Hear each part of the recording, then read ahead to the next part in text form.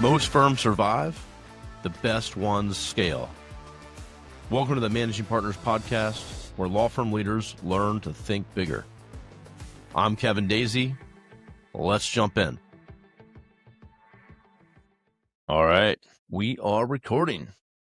Lee, what's up, man? What's up, Kevin? Thanks for having me. My middle name is Lee. Probably didn't know that. I was thinking when I was coming on here today that you could have a play on pushing daisies, right, with your podcast. You know? Yeah, actually, it's funny. I moved from my hometown, which is an island, by the way, off the East Coast, and so really small area, small island. And people where I'm live now in Virginia Beach are like, "Man, you must have got picked on and beat up, for your last name being Daisey." And I was like, "Well, not where I'm from, because we own most of the stuff around the island. So, not that my family's not rich at all. It's just we have like a clamming company and like a dock for like fishing, just random stuff." It's a good name. It's I guess it dovetails with branding, right? Like you could do stuff with it. Some people get these names. Like, what are you going to do with that? That's right. Just like your name, right? So I stepped in it, especially if you're going to be a PI lawyer. It doesn't hurt. we're gonna get some branding and marketing here just in a minute, but wanted to just come out with a question for you. For my young attorneys or my new, those thinking about starting their own firm, I always like to focus on them. I have a lot of experts on the show and people that have done great things, but I like to make sure that, those ones that are about to jump out and hand their own shingle and all that good stuff. So what's some words of wisdom, something you would tell a new lawyer about to start their own firm right now? All right, let me start with this, which is I was in their shoes because I did not plan for this. This is something that came to me as an offer I had to refuse from my old firm. And that's how this firm came to be. So a lot of what I can share, and I'm happy to do it, right? So if you have any listeners that want to shoot me an email, reach out to my team, schedule a call, happy to do it because I learned by necessity. But the more I've learned, the more I've been, enthralled with the process. And it's a new adventure every day, new entrepreneurial adventure, but in a space that, I was comfortable in substantively. So what's the one thing? And I used to laugh at my old managing partners at different firms, but cash flow. So you want to start out on your own. You got to figure out, hey, can I make it 90 days, 120 days before I see a dime? Because if you're an hourly billing firm, the work you do on day one, if you're lucky, you get paid on day 31. Maybe you got a retainer. But maybe you bill it on day 31, which means you don't see it maybe till day 60. Maybe it's day 90. So I think if you can get through that and start getting the cycle of money coming in, it'll allow you to sleep a little bit better. And that's not dissimilar to the contingency fee model, right? If you get that first case and they go treat for 3 months, your demand gets out, maybe you're seeing some money month 4. Maybe it's month 5. But if you can weather that storm, it gives you some peace of mind. And we can talk ad nauseum about kind of how to build the firm in a skinny way. But that's the key, right? Understand where your threshold is, where you're not taking any money and you got to be able to survive. So, what's that date that you can bite hard and get through it? I mean, that's huge. I mean, in my business, I think, just having most business owners that I've known throughout my business life that, understand cash flow and focus on that. And no matter what your business is, and especially in the legal field, like you're saying, 4 months. I mean, I can imagine going back to when I started, if I had 4 months, 5 months without any pay coming, no money coming in. Kevin, think about it the other way. It's not just no money coming in, but you're probably bleeding out of every orifice because you're trying to market. You might have to go in the beginning. You got to pay your malpractice insurance. You've got to go get technology. Maybe you just are operating off of one phone. So the money's all going out and not all of it could be on a credit card. So you have hopefully a nest egg to launch. And then you have hopefully some money coming in because maybe you had a couple clients or you knew what you could do to start. But you have to have that tolerance because it's going to be painful in the beginning. Yeah. Well, then I think it's the next thing you said is staying skinny, being efficient, not to get a couple good wins and then go, "Ooh, let me hire people I don't need, or add systems or technology I don't need, or get that awesome office. And I'm in my first year, and I just want to have that look that I'm doing good. But staying skinny and lean, and being able to grow efficiently, I think is massively important. So And it depends on who your audience is, Kevin. So like I stayed super skinny for over a year, and I'm in an office now because I felt like I had to stop meeting clients at the coffee shop near my house. And eventually you're going to get big enough where you do have to purport a certain image. But a lot of folks, when I tell people kind of what I'm doing, leveraging technology, leveraging virtual staff, they're super intrigued because maybe they didn't think it could be done that way. And so you're showing them that you're working smarter and staying skinny. Who's going to tell you that's a bad idea? nobody on this show, that's for sure. Nope. Echo chamber. Yeah, no, it's great. It's with the virtual staffing and technology, and you know being able to have video calls and things. It's just so much has changed in the last few years, last few months. You got AI. There's so many things out there that you can leverage and use to streamline your business, keep your costs down, but also improve the experience the client's having. That's right. Um, Yeah. yeah, it's pretty cool. So real quick, obviously, RUDIN Law down in Louisiana. You also are practicing now in Texas. But yeah, tell us a little bit about the name and the brand, and kind of, I guess, your story. Let's Sure. dive into that. So I kind of alluded to it before. I came out of a defense model. I worked as a defense lawyer. I wouldn't say exclusively, but the percentages were high percentage defense work with a sprinkling of plaintiff, maybe commercial lit or some a little bit of personal injury for about a dozen years. I was at my last firm, which was a great firm and one that I really wouldn't have thought to leave, but organically I had grown this plaintiff PI practice and I loved it. I liked helping people. I liked, the sales component of it, trying to attract that client because it's not that easy to go attract an insurance company or a corporate client. There's a lot of red tape. So getting those wins can be very difficult. But when you're handling work for small businesses and individuals, there's a lot of those people and you meet them on the street, you meet them at the grocery store, and you can make a sale just by listening to somebody and maybe just doing a decent thing for them by just giving them a little bit of free advice and being a sounding board. And that sort of, I'll say, generosity with information led to opportunities to represent people, people close to me. Then they told their friends and their neighbors, and it began to snowball until I built a practice that rivaled my defense practice at the last firm. And my firm said, we never envisioned you building a plaintiff PI practice in our defense firm. And so we have to curtail your growth and we want to shift the money. And I said, you ain't doing the first one and you ain't doing the second one. And that was it. And I was leaving for vacation. They told this to me at my annual review. I was leaving 2 days later to go on vacation. I spent the entire time in Mexico, calling back to the US, trying to figure out from friends and colleagues, like, what does it take at a minimum to hang your own shingle? And once I knew what that was going to be, I figured out which of the clients would come with me. What kind of PI work did I have? What kind of hourly work did I have? How many months would it take to survive? I knew I had the tolerance for it. And that was it. June 1, 2023, we launched RUDIN Law. So we're Nice. about to hit 2 years. We grossed seven figures in our first full calendar year. So that was awesome. We may double it this year. That's huge, man. So yeah, we're a lot of this business I've come to learn is a numbers game, and if you know how to pull the right levers in marketing and you're willing to take a chance sometimes, because you gotta be aggressive and you gotta know sometimes you might lose your shirt. But if you don't do that, you're not gonna be able to pounce on those opportunities. And Yeah, and so yeah, that's that's awesome. Yeah, first year, seven figures. That's an accomplishment right there. Um, appreciate that. I know, um, it's an older stat, but it's a few years old probably. But I think it's like 4%. Is it 4% of businesses get past 1 million in revenue, like in the whole country or something like that? It's a small small percentage. So Look, I can't imagine.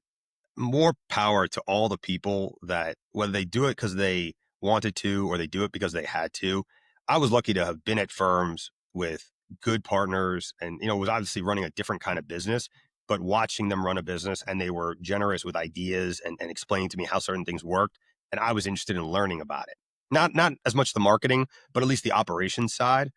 Because man, coming out not knowing how this is all supposed to work, because folks, I mean, you don't learn this in law school. And so a lot of it is just trying to figure it out. And that's why I love doing things like this or going to conferences and talking to colleagues and vendors, because you just learn kind of how the sausage is made.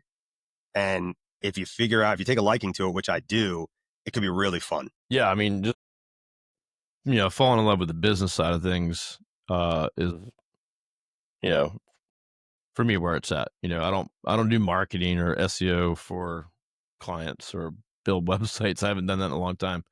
I like what we do, but it's more growing the business and marketing the business and being successful and talking to clients and you know and winning. It's but then yeah, to your point, that's why I love this podcast and having people like you on the show or going to conferences. Like what else can you figure out and learn? What is Lee doing like that? Maybe I can apply to my business. And again, that's why I enjoy the show mostly more than marketing or getting my name out there. What I can pick up on. So it's pretty fun stuff. So you just dove right in and came right out the gate. You're almost in your second year. You might hit 2 million. I mean, that's pretty strong. So congratulations. I love Yes. your brand. Everyone check out is it getrude.com or getrude.com? GetRoot.com. So this is the Get Rude. mentality, right? When I came out, my first calendar year was June 1 to, well, my first year was calendar year 2023. All right. So those 7 months, I was operating under a different slogan because I was doing hybrid work. I was doing some defense work, doing some plaintiff work. I joke, and I don't know if I can curse on your show, but I'm going to do it anyway. I said, you can't say fuck the insurance company and represent the insurance company. Oh, You can. when you can't. I mean, not if you want to do it with a straight face. So what I did was I'd be talking to folks like you and I'd ask them, hey, Kevin, are you tired of getting pushed around by the insurance company? And they'd look at me, they'd do what you just did. They'd smirk, they'd give me a wry smile. And I'd say, because you got to stop being polite and get rude. And they'd chuckle. And I said, I think this is going to work. I think it's going to work. It's silly to some, and to others, they're going to look at it like, yeah, that guy's going to get rude with the insurance company. But either way, they shouldn't forget it. Yeah. All right. I And like it. Love it. that's it. That's marketing, right? You just don't want to, when the accident happens, God bless you if it happens because they're underneath your billboard.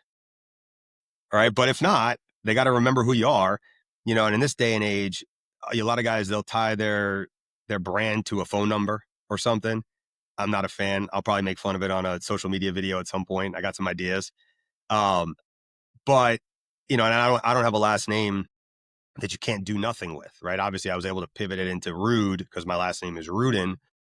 But I mean, some folks, they've got these names and it's like, well, what are you going to do? Maybe you go with just your two law firm name. So you'll go with initials, an acronym, whatever. You got to make something happen. I'm just lucky that it works for the kind of lawyer that I am and my personality. Yeah. And then also, um, so yeah, you got to stand out. You got to be yourself, and especially pulling those two things together, right? And not making stuff up or just kind of going in some direction. You're not really naturally that way. It's just not going to work out well for you. I think like you got your Rude Mania shirt on, which is awesome. And if you go to his If you website, look over here, I'm gonna show you this. So that's the WWE Championship belt, and I can tell you a story about that too. we got to hear about that for sure. But go to his website, take a look at the brand and the style of the website, and you'll just get a feel for how he's different than most of the law firms you would typically see down the street. Little bland, polished, kind of suit and tie, um, typical kind of firm. He's going the opposite direction of that. So you got to stand out. You got to be different, especially in this market. Yeah, I mean, this is a market where maybe you or I or the folks listening to your podcast, we're not hiring somebody who's advertising because we're probably calling our friend and saying, hey, I got into an accident. Who should I use? Now, you still might use me, right? Or a peer of mine because we're quality, but you don't know that. We just happen to be advertising. My mentality is, in what business would you come out, try to operate a business and not tell anybody what you do? But lawyers do that all the time. And so I said, I don't believe in that at all. I think we should be out there marketing. But if I'm going to do it, because it is a chore, I want to like it. I want to have fun. So, you could check out my website. We've got a social media carousel towards the bottom, but go on to my Instagram or my TikTok or my YouTube. It's all at Get Rude Law. And I just want to have fun with it. So, like I told my social media vendor, I'm never going to write a static ad that says Merry Christmas, Happy Hanukkah. Like, I'm never doing it. But I will get dressed up as Santa Claus, or I'll spin a dreidel, or I'll get dressed like the Easter Bunny, or you name it. If I think it's going to be fun and silly and I can be clever about writing the script, like, I want to do it because I'll enjoy it and maybe it'll work. People don't know. You don't know what's going to work. You just try. Yeah, I mean, yeah, your social media is phenomenal. So you guys got to check that out. So with Lee here, really, he's got the unique brand. He's having fun with it. He's enjoying the social media. He's enjoying the advertising. So that all comes through too. Like if you're seen or shown in video, people want to have that connection. I tell clients all the time, or any law firm with zero video on their website and they're not doing social. It's like people today need, before hiring a lawyer, they've never hired a lawyer. Hopefully, probably not. Like, what do they expect? They need to feel comfortable. They need to trust you. So there's a lot of conversion kind of tactics that kind of play out through social and through video or through your brand or your website where they go, you know what? I feel like, I can talk to this guy. I feel like he can take care of my case. I feel like he knows what he's talking about. And so, but first is getting noticed that you're even there as an option, right? So, So yeah. Kevin, So my first foray into these videos, right? My real foray into what we're doing now. I play in a pickup basketball game, and it's a Saturday. I'm in the lane, and a guy comes through the lane, a big guy, and catches me with an elbow. And so I have the best shiner of my life, and I'm due to film content on Wednesday. It's Saturday. I'm like, what the heck am I going to do? I said, I'm going to rewrite all these scripts, and I'm going to write as if I have a black eye because I do. And so I did one like a boxer. I did one laying in a handicapped parking spot, having just gotten like knocked out after an accident. And I did one dressed like a clown. And my dad looked at me and he said, Lee, don't you think you're going to destroy your reputation dressing like a clown on the internet? I was like, Dad, what reputation? No one knows who I am. And so I got to stop and know me before they're going to care whether I'm dressed like a sheep or a clown or all the other things that I get dressed as. And maybe half of them will hate me, but the other half will be like, that crazy bastard, he's going to be the guy that's going to win my case because he's going to think outside the box to get the job done, just like he's doing on the internet. I don't know. I don't know what people think. yeah, not being known is way bigger of a problem, right? Obscurity, right? No one knows who you are, what you do. That's your problem, more so than anything else. And so, um, you can't. Well, I think I've advertised too much in that area. No, you have not. Like, you cannot get yourself in front of the same people enough times, right? And so and if they even seen it, do they hold on to it? Do there's no, not a chance. So, There's two things that I think I'll know that it really worked. If I'm walking the concourse at the Smoothie King Center or the Superdome, and someone's like, "Oh, that's the Get Rude guy," right? If that happens, that's one. And the second one is little kids dressing like you at Halloween. Then you know that your local marketing has permeated into the common space. And that tells you, like, all right, I think you've made an inroad. So we'll see. that's awesome. Yeah. So yeah, anyone that's like, yeah, I don't think it's too much or whatever. Yeah, you have. If you're new, you have no reputation. No one knows who you are, and that's your biggest concern. Honestly, you need to get your name out there. You need to be known. Yeah, like I think back to what you like. Have fun with it. Like if you're not having fun and you're like, ugh, I don't want to do this. This isn't me, or I don't like this, and it's not going to come through that you're enjoying it. So, that's super important. But it's part of the job, right? So like that's the thing. If you want to be out there, no matter what, whether you want to be an advertising lawyer or not, you can't have a vacant or dormant social media profile because that's a place that people go to gather information. So your website can be as polished as you want, but if you have two posts and they're from 4 years ago and you have nothing on YouTube, which is, apparently the second largest search engine in the world behind Google, like if you're not doing that, you're doing yourself a disservice. And, the legal industry is funny because folks think they're holier than thou, but you're still running a business.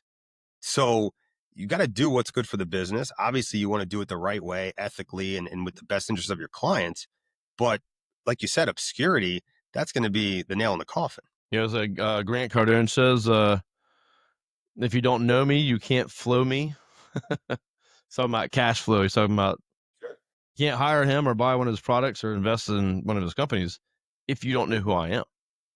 You know, When so someone told me, and I'm going to botch the statistic, that, Morgan and Morgan, the biggest 800-pound gorilla, right? They come into a market and their share of the market is sub 20%, right? That's the biggest player in the space. That means there's 80%. Now, my numbers could be off. They could be sub 10%, but that means there's yeah, 80% of people that are hiring lawyers are out there. You don't need all of it. You just need a little bit of it, and you'll do totally fine. Make an impact on a lot of people's lives and and run a very successful business. But they got to know who you are. yeah. So and the other thing I tell people too, like, oh, Morgan and Morgan's coming into they have a certain brand. Not everyone's wants to engage with Morgan and Morgan. Not everyone's gonna. It's not going to appeal to them.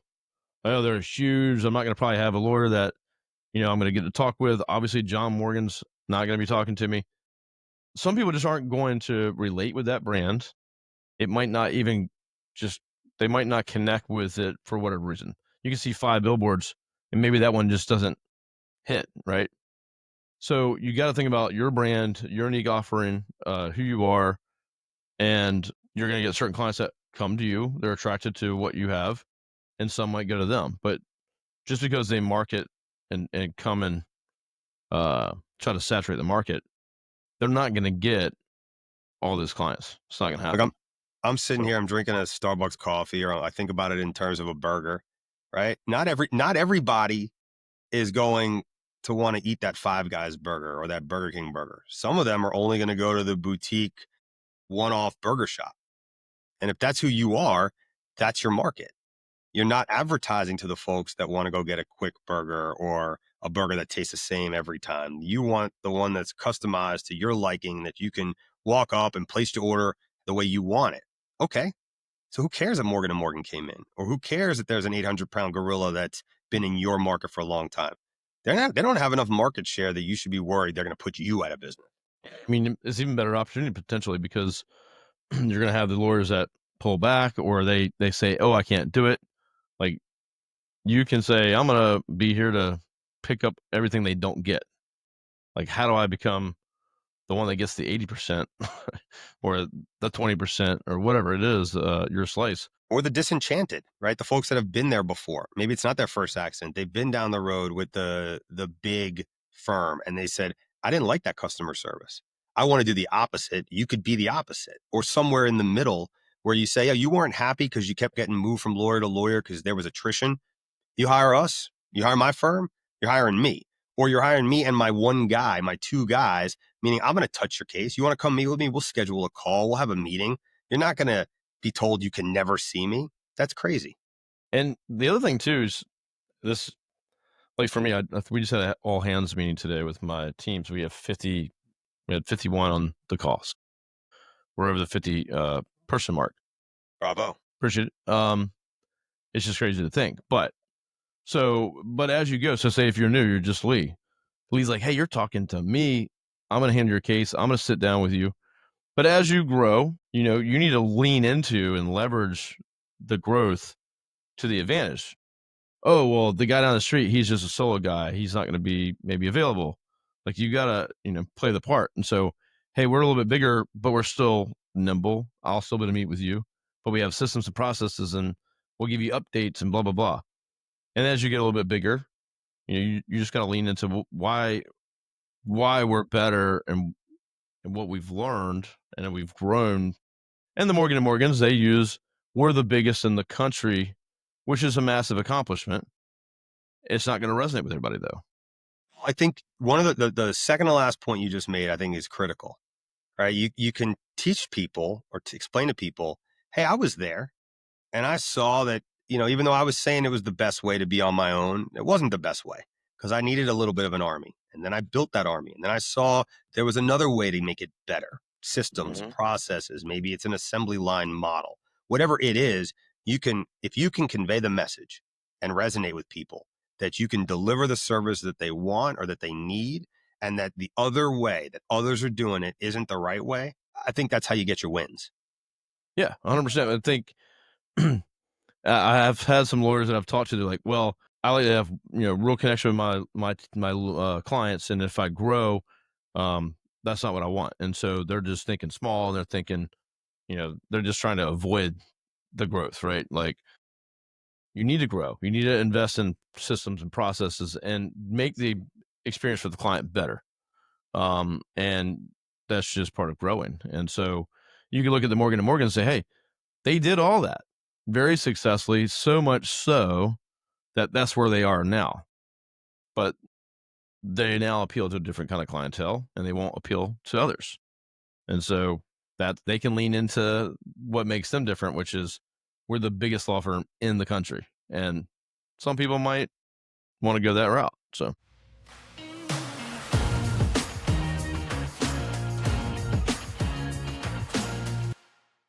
today's episode is brought to you by Answering Legal.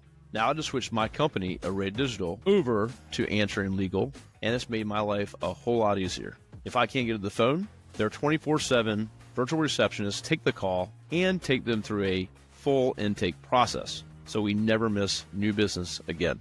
Now, Answering Legal has been at this for more than a decade, and they specialize in answering phone calls for law firms like yours. They even have a brand new, easy-to-use app, and they integrate with all the top legal softwares and platforms. So, for my listeners today, we actually have a special deal of a 400-minute free trial offer of Answering Legal services that you can try out by going to answeringlegal.com/array. You can also call 631-437-4803 and use special code Daisey. That's my last name, Daisey. So go check them out and let's get back to the show.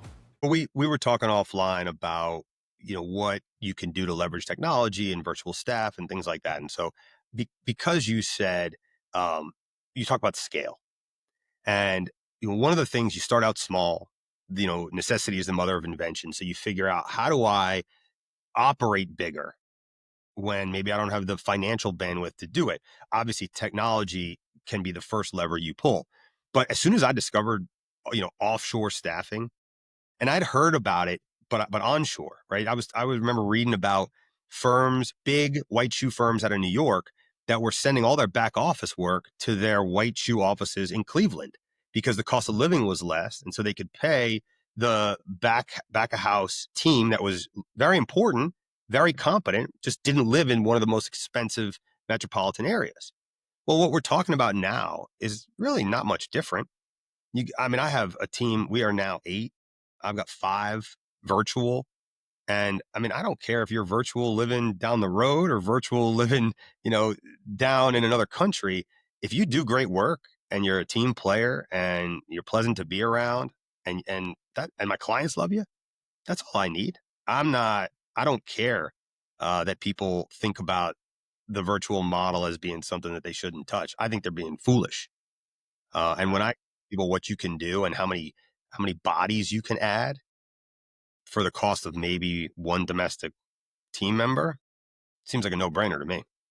No, I totally agree. And I know a lot of firms that have been successful with doing that. And again, the client at the end of the day, they are worried about where they are, their case, their finances, whatever. You're giving them the best experience possible, the information on time, moving their case on through, and hopefully getting them the best result. It doesn't matter where the person is sitting that's doing the work.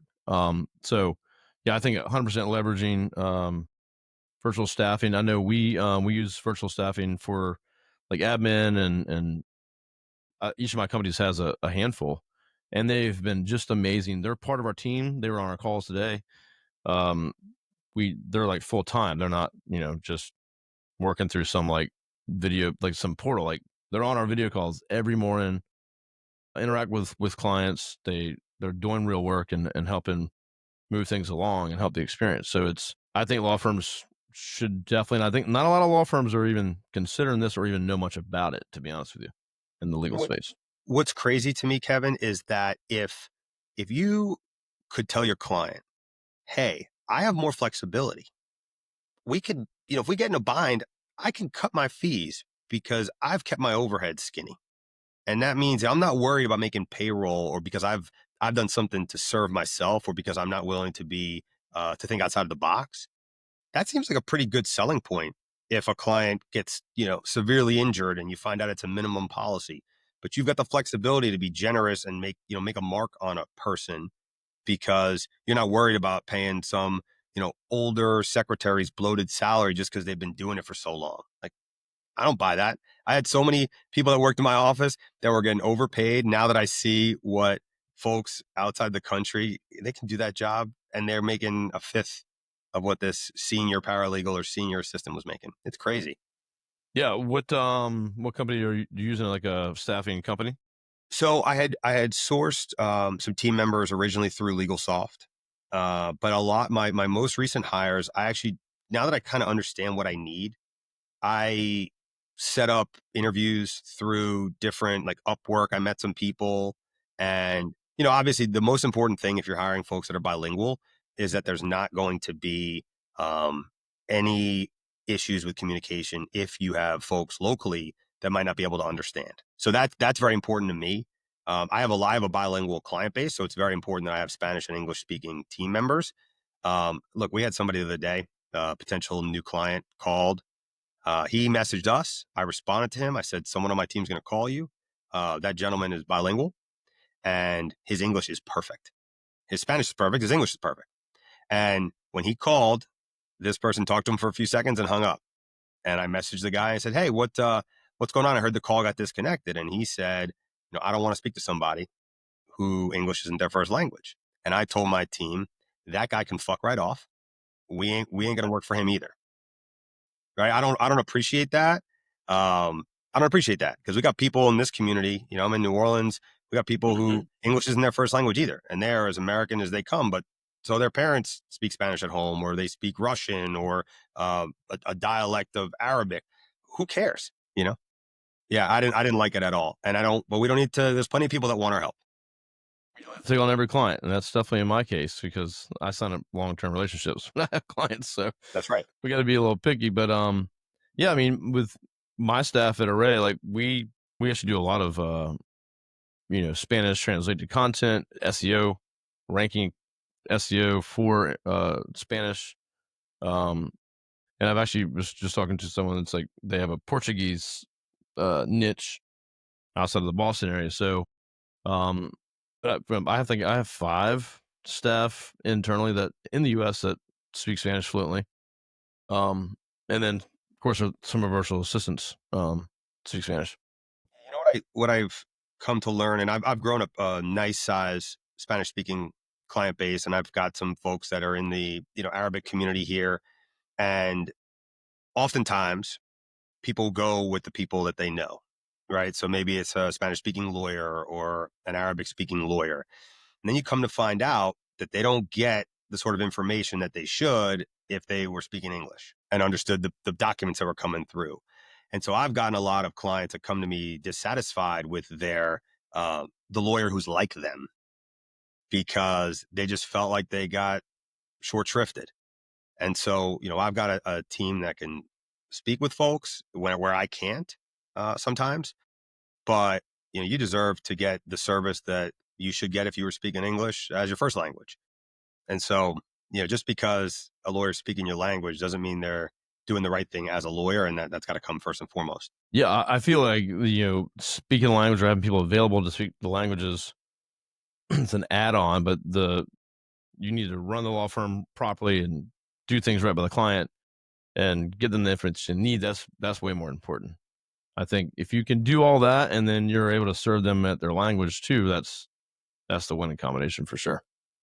And you Yeah. think, right? You would think that somebody wouldn't, sell you up the river, right? Just because you don't understand. But I've had folks come to me and say, "Oh, I settled the case for $10,000 and I was told I'm getting two. I don't understand. How could that be?" And I said, "Oh, your lawyer didn't explain where the money's going." They're like, "No, they just gave me a check and said sign the papers. No discussion on the front end, no discussion on the back end." And this a lot of what we do, right? We're counselors. We're talking people off the ledge. We're giving them education so that they understand. They're not always going to be happy, but they do need to understand, what the process is like on the front end so that, when you got to pay doctor's bills back and when you have to pay the lawyer back, they're not saying, "This is the first time I ever heard that I have to pay anybody back out of this settlement sum." It can't be when it's time to collect the check. They're going to be up the wall. Yeah, for sure. Yeah, they're Crazy. not walking away very much in that case. So No. yeah, well, no, this I mean, all huge things. But I would say, yeah, anyone that's especially newer, but if you're running a firm right now and you're always just looking for actually there's a guy next door to me owns a law firm and his um office assistant doing like 5 different jobs basically left after like 15 or 20 years. And he's like, I don't know what to do. He's like, how am I going to find someone? And, he's looking for someone local to fill that spot and do everything she was doing. And it's like, he's not going to find that. And so now he's doing it all by himself. He's solo again. So, um, It's going to turn gray or lose his hair very fast. It's a lot. well, it's just the old way of doing it. And I know a lot of lawyers like that are in that spot. And, he could hire some virtual assistants, maybe bring someone back in the office. That's what he's used to. Get them to do basic stuff and then get some virtual staff to fill it and see if he goes on vacation or gets sick or he or whoever, guess what? You're not down. Like he's doing filing and paperwork and everything now because he's back to where he was 25 years ago by himself. Look, I said to somebody the other day in the context of AI, you wouldn't give a first year associate or a secretary an assignment without any proper instructions and expect it to come back perfect. You shouldn't give it to AI that way either. So, if you have a virtual team member and you want to give them something, try to explain it as best you can. We've got Loom to do videos. You've got Scribe to write SOPs. Like, you can Mhm. just record something as a voice recording. There's so many ways to convey the information and give them an opportunity to watch it again and read it again. So it's not just one and done. So you can do that. And then you got to give some time to teach. So go over the assignment with them. If it's not perfect, how else are they going to learn? And in the end, if they're just cogs in your wheel, you're going to have folks that are going to leave and be unhappy. You got to hopefully give them something that they can walk away with, even if they do walk away and feel like I grew at that firm. I'm better because I was there. And hopefully they leave with a good taste in their mouth if they leave at all. Yeah, and I talk about this all the time. Like, if you're not building a firm or setting yourself up to give folks a a path and a vision that they see themselves growing, why would they stay, right? As the entrepreneurs, the folks at the front, it's our thing. We're excited about it. It's everything we think about all day, right? Our staff, not so much, unless you create a place that they want to be at, that they want to see grow, that they can have people underneath them that they can see grow, um, whatever their goals are. But if you're not growing it, you're staying stagnant, you're not always trying to figure out new ways to do things, you're gonna lose people for sure. Look, Kevin, I mean, I'll give you just a silly, simple example. I got my team. I got folks in Nicaragua. They're in El Salvador. I got one of the new guys is in Colombia. They want to know, hey, when do we get Rude shirts? So I shipped everybody shirts. These are There the you go. most expensive shirts I've ever mailed, right? These $10 t-shirts are costing me hundreds of dollars. But if they're excited, they're part of the team. You would give it to them out of your merch room. Why shouldn't you give it to them just because they're somewhere else? And frankly, I was like, how many do you want? What do you want? And they were listed, oh, I want every design. Okay. If you're excited to have them, they're yours. I do that with my local clients. I give out all my stuff for free because if you will wear my name and wear my firm because you think it's a cool shirt or you like the branding, I would love it. It's free advertising. And I'm excited about it, like you said. I hope you're excited about it. Absolutely. Yeah, man. I'm gonna need a shirt, by the way. You So can have any shirt you want. These haven't even come out yet. We have a so I told you I would tell you. So I sponsor the local pro wrestling promotion, Wildcat Sports. And about 3-4 months into the sponsorship, they look at me like, Lee, would you like to be our on-screen general manager? I was like, I thought you'd never ask. But I go to all the events. I set up a table. I make different merch. I give it out. I meet a bunch of people. It's passionate fans about something that they love that I grew up loving. A vendor I didn't actually work with sent me that. And one day in the mail, I get this package. I'm like, I've never had one of these in my life, but this is pretty cool. I should show it in my office. But it's a fun way to meet people where they are, right? Something that they love. And my mentality is if they want to hire somebody that they know, like, and trust, they've met me, they know that I love the thing that they love. And so if that's going to be the selling point, that seems to work. that's it right there. That's the connection, and that's awesome. Yeah, I used to love wrestling back in the day. I had friends that were really into it, like so much so that in their 40s today, they're still like, all into it. So May So 31st, I said I'm going to bring these Rudimania shirts out at our next event. So any of those Wildcat sports fans watching this show, I'll be there. let's go, let's go. Yeah, you need to give me a shirt so I can pimp it on the show and at conferences.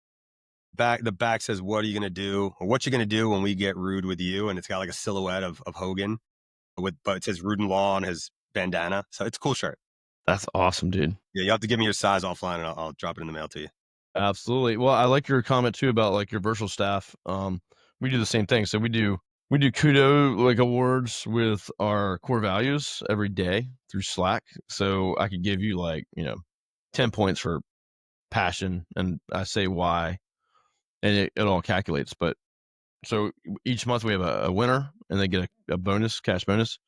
And then every quarter we have a winner for each of our core values. And we get like they're like $300 or $400 like glass blown, like, they weigh like 20-pound trophies. And we'll send them to anybody no matter where they're at. So Colombia, or we got a employee that's really been with us for 4 years now. He's in Ecuador.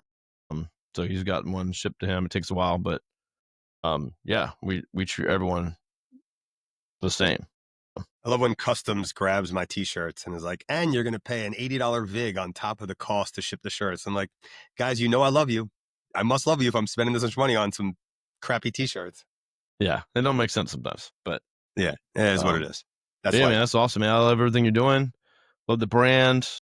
Love the tips. A lot of great stuff. If you're starting a firm, or if you're new at a firm, or maybe you're just, you're in your first couple years and you're kind of like stuck, and not sure what to do. I think a lot of great information here in this episode that Lee shared. Reach out to Lee, connect with him. I'm sure he would love to chat. If you're an owner, I can connect you if you want to talk to me, have any questions. I'm happy to do that as well. So, Lee, what's the best way for folks to connect with you? Yeah, anybody that wants to reach me, my website's easy. It's getrude.com. My email is lee@getrude.com. You can call us at 833-GET-RUDE, which is 833-438-7833. But seriously, people were so generous with their time and their information when I was coming out that I feel like it's the right thing to do to pay it forward. So anybody that wants information, they want to know how to hire virtual staff, what I'm doing in making merch and where I'm sourcing it from. I mean, I've explored it all, AI, tech. Any way I can help, happy to do it. Just drop me a note. Dude, well, I appreciate it. And I think we connected through Margarita, I believe. Yeah. Yep. So Marketing Margarita, if boss. you're out there listening, thanks for Thank connecting you. us. We were on her mastermind call together. So That's right. yeah, That's thanks for right. connecting me. And awesome, everyone. Thank you so much for tuning in. As always, hope you've learned a lot from Lee. Lee, you stay on with me for just a second while we get this uploaded, and we'll see y'all soon. Bye, everybody. Thanks, Kevin.